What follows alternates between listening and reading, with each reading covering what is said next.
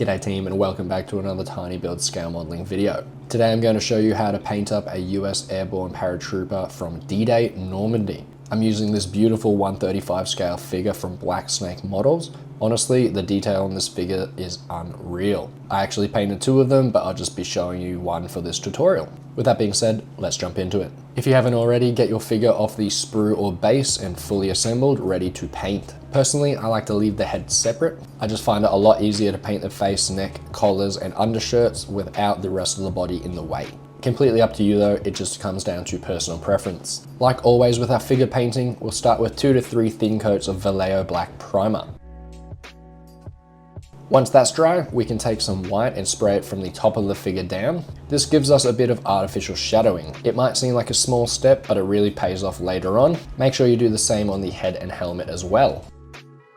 Once that's dry, take Vallejo khaki and start painting in the jumpsuit. This is based on the M42 Paratrooper uniform worn by US Airborne troops during D-Day. These were designed to be lightweight for jumping, but weren't actually super durable. This is why you often see reinforced patches later. Apply this in thin coats and slowly build it up. You want to be able to still slightly see that pre-shading coming through. Don't just blast it on in a thick layer.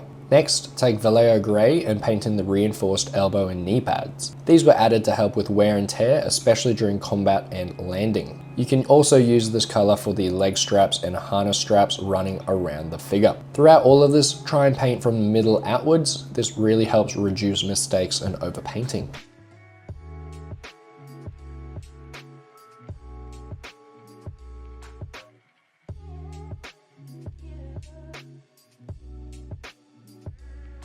Now we'll take German camo beige and start painting most of the webbing. Quick note here, a lot of US gear was issued in similar khaki tones, but in reality, due to different manufacturers, wear, dirt, and fading, you'd actually see quite a bit of variation. So even if things are meant to be the same color, don't paint them the exact same. Take some creative liberties here. Add a bit of variation, it really makes your figure look way more realistic and visually interesting. We'll use this color for the webbing, the M1936 pistol belt, and the canteen cover.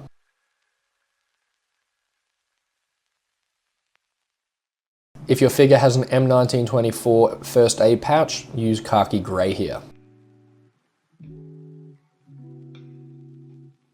We'll come back to German camo beige for the rigger pouch, cartridge belt, entrenching tool cover, and the M1936 musette bag. Now take US field drab and paint in the reinforced parachute shoulder pads. These were added to help absorb impact when landing, and let's be honest, jumping into Normandy wasn't exactly a smooth landing. For the jump boots, use Vallejo red leather. It might look a bit bright right now, but trust the process. Once we weather everything, it'll tone down nicely. Use the same color for the M6 leather sheath holding the M3 trench knife. For the trench knife handle, use flat earth. For the metal parts, which is the knives crossguard and the coffin staples on the sheath, use black. Then back to red leather for the retaining strap for the knife. To make the boots pop, take khaki and dry brush it over the top. If you're new to dry brushing, it's super simple. Load a small amount of paint onto your brush, wipe most of it off onto a paper towel, then lightly flick it across the raised areas. This catches edges and details like laces and wear points, making them stand out instantly. It's an easy way to add even more detail to your model. Paint our figure's grenades with olive drab.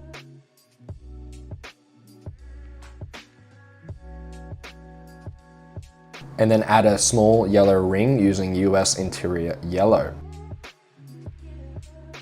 At this stage, this is what we've got so far, and it's really starting to come together nicely. While that's still out, paint the parachute first aid packet in olive drab,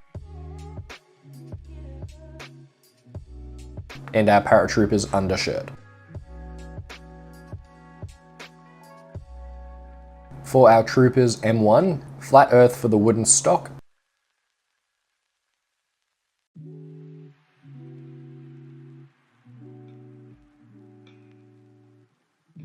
black for the metal. Now the black doesn't look completely like metal. We're going to fix that in a quick second.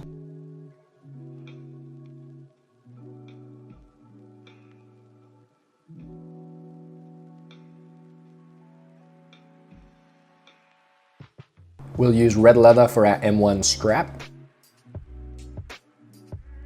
and German camo beige for buckles and fittings.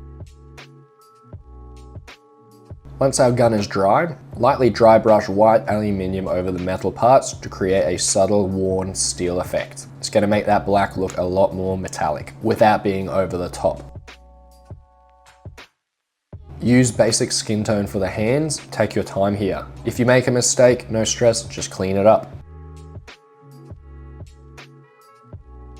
For our let me down rope, we're going to use Tamiya buff.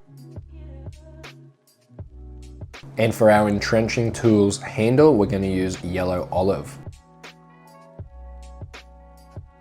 To add even more detail, we're going to use German camo black brown to dot in buttons, buckles, and small details. This really sharpens everything up without being too over the top and shiny.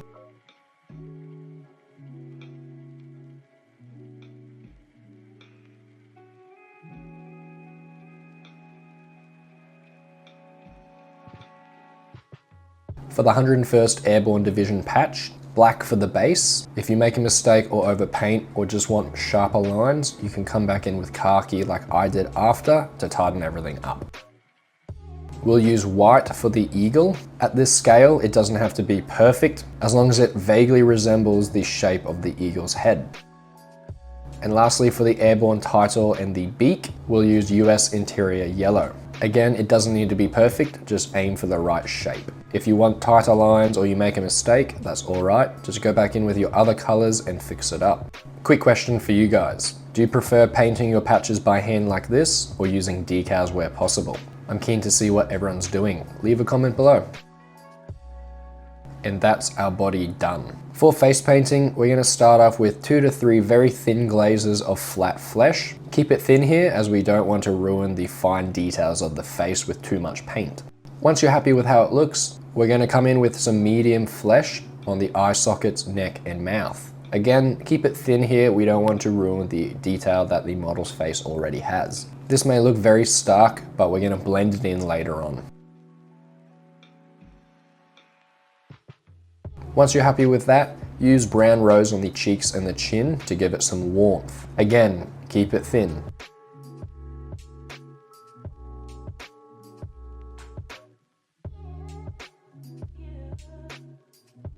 To blend everything together, we're going to take some basic skin tone and blend it together very, very, very thinly.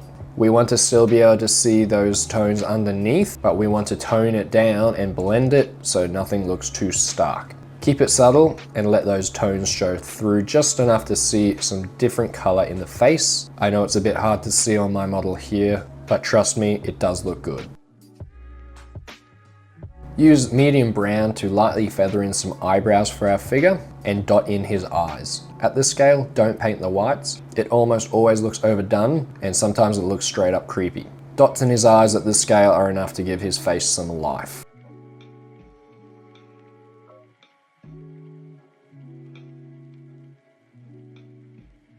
For his M1 helmet, paint it up with yellow olive.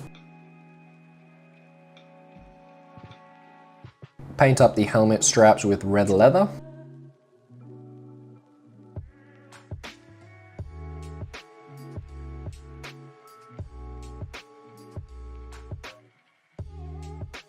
And like our body, paint up any buckles on that strap with black brown.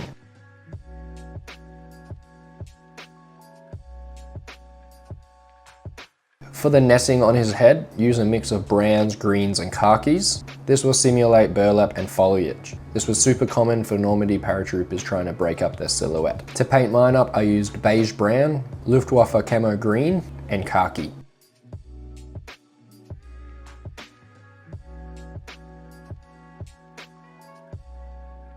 To finish off our helmet, we'll dry brush green grey over the netting to bring it out. Again, dry brushing really makes those small details pop.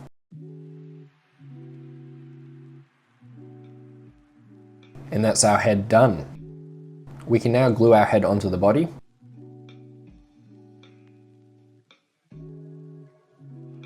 Then we're going to seal our paintwork and protect our paintwork with 2 to 3 thin coats of AK Interactive Intermediate Gauzy Agent. This will also give us a smooth surface for our wash.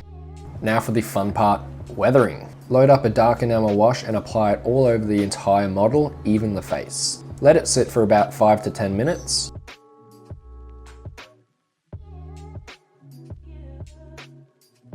Then come back with odorless enamel thinner. What we're doing here is removing the excess wash from raised and flat surfaces while leaving it in recesses, nooks and crannies. The thinner breaks it down and your brush will pull it away through capillary action. You can control how dirty or clean the figure looks. It's completely up to your personal preference and the look you're going for. This step will add depth, create shadows, and make everything look worn and used as it would have been in the field. On the face, leave a bit in the lips, neck and chin as it adds realism and makes it look like dirt and grime has built up on the paratrooper. Take your time here, this step makes a massive difference. It's all about what you take off rather than what you put on. How dirty do you like your figures?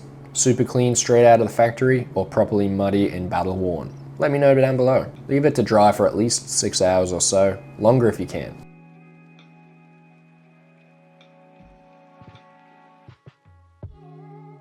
Once everything is dry, finish it off with MOMIG Ultra Matte Lucky Varnish. 2 or 3 thin coats, don't overdo it. This will remove the shine and give us a realistic finish, as well as protect the weathering we've just done.